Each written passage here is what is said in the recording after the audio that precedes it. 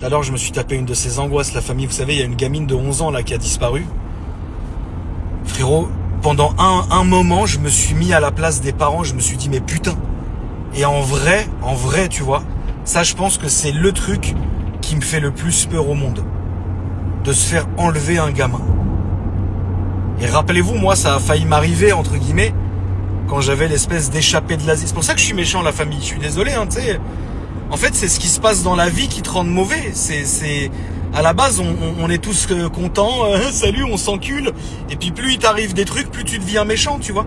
Bah moi, c'est mon cas, la famille. Enfin, vous vous rendez compte. Enfin, j'ai repensé à ce truc-là, là, pendant que j'étais en train de faire la route là pour rentrer à la maison et aller enfin dormir, parce que ça se voit sur ma gueule.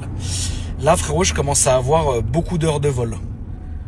Attends, c'est pas je me fous dans le mur, frérot, parce que là, c'est même plus moi qui conduis, c'est la voiture qui se conduit, frère. En fait, dès que je vois maintenant qu'il y a un gamin qui disparaît, ça me fait repenser à mon histoire, tu vois. Ça me fait repenser à l'histoire que j'ai vécue. Et ça me met dans un état, je me dis, mais c'est une catastrophe, tu vois. Et vraiment, à l'époque, bon, c'était il y a quoi, 6 ans à peu près, un truc comme ça, à peu près. Hein. Ça passe tellement vite, la famille. 6 ans, quoi. Et je me rappelle, ce jour-là, je vous faisais une story où j'étais en train de nettoyer ma voiture chez moi dans ma cour. Et je vois une espèce de sale trogne.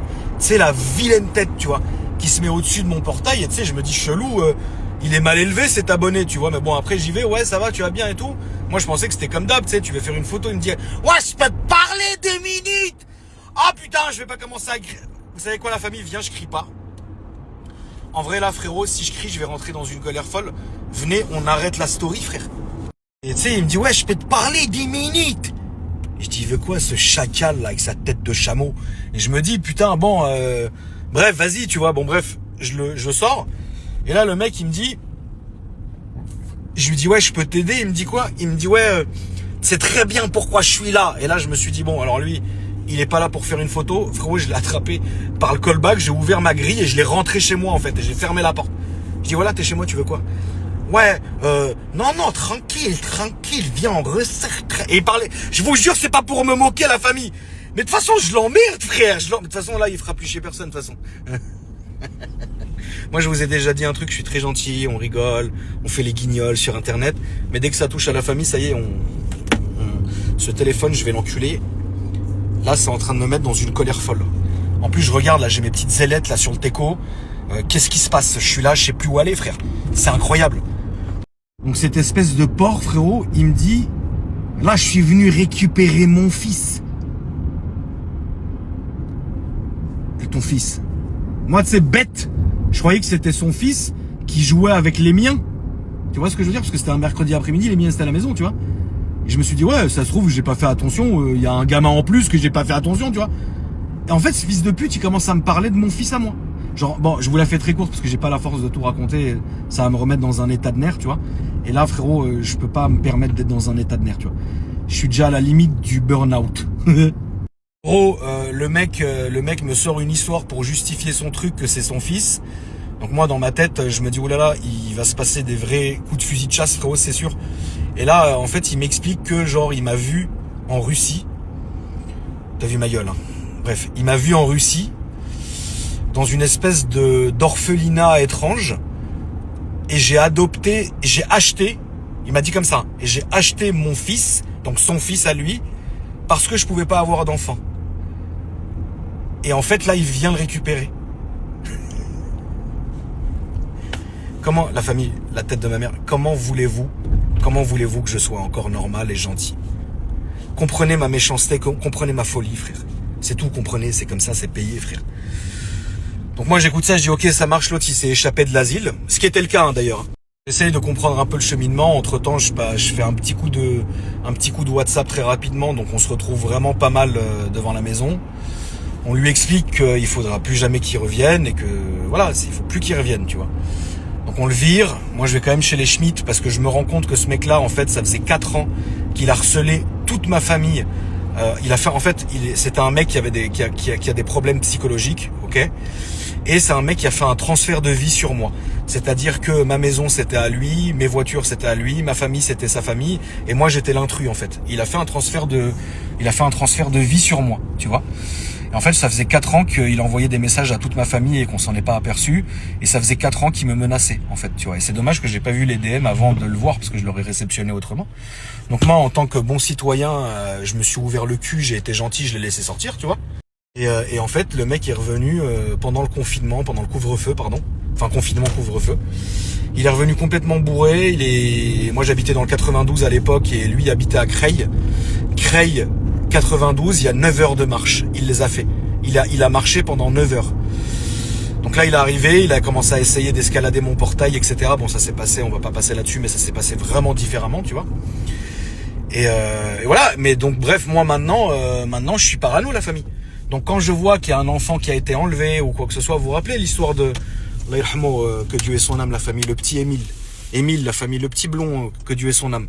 Ça m'avait fait mal, hein, pendant des semaines, j'étais mal, moi, pour ce gamin. Je sais pas pourquoi cette histoire, elle m'a touché, tu vois.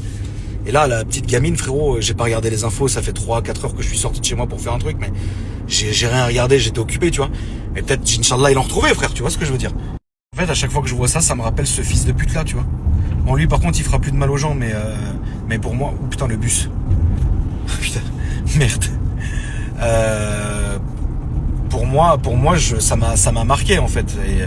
Et c'est très compliqué, la famille, hein. Les enfants, il faut s'en occuper. Vous savez, je peux pas, en tant que parent, je ne me permettrai pas de juger d'autres parents ou jeunes parents ou quoi que ce soit. Chacun fait comme il veut. Mais, je vous jure, la famille, que le nombre de gamins de l'âge de mes enfants, 10 ans, 11 ans, qui marchent tout seuls dans la rue, qui sortent de l'école, qui marchent jusqu'à chez eux, il y en a plein. Ça, c'est catastrophique. Alors peut-être vous allez me dire, ouais, mais tonton, t'es parano. Wallah que je suis parano, la famille. Je resterai parano.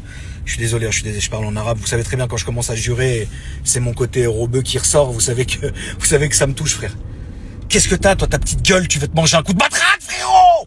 Bref, et donc, du coup, il y a trop de gamins qui marchent dehors, truc machin. Je pourrais jamais juger. Mais moi, hors de question. Hors de question.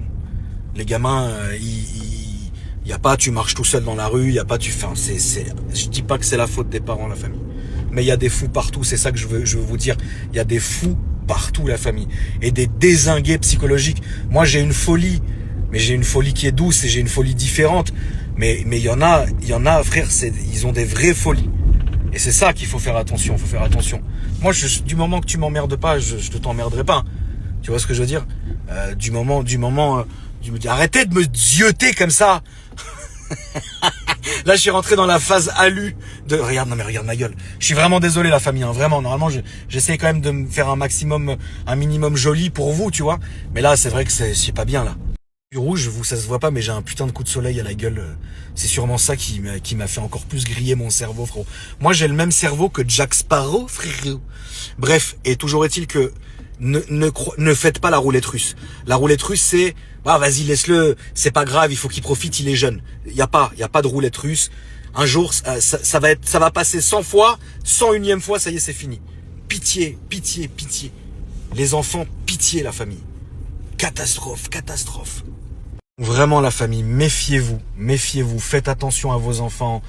Ne jouez pas à la roulette russe. Ouais, t'inquiète, c'est pas grave, une fois, ça va, mais ça va pas, les frères. Faites attention et méfiez-vous aussi, méfiez-vous de tout le monde, en fait.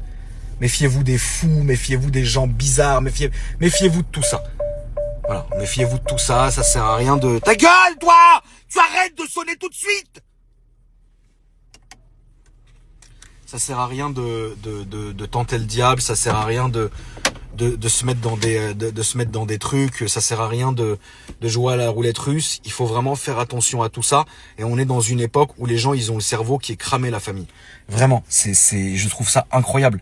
Les gens aujourd'hui ne réagissent plus comme avant. Il y a de plus en plus de gens qui sont devenus dingues. C'est une réalité, ce que je vous dis. Et il faut se méfier absolument. Il faut devenir parano. Il faut faire attention à tout ce que vous faites, à qui vous parlez, comment, pourquoi.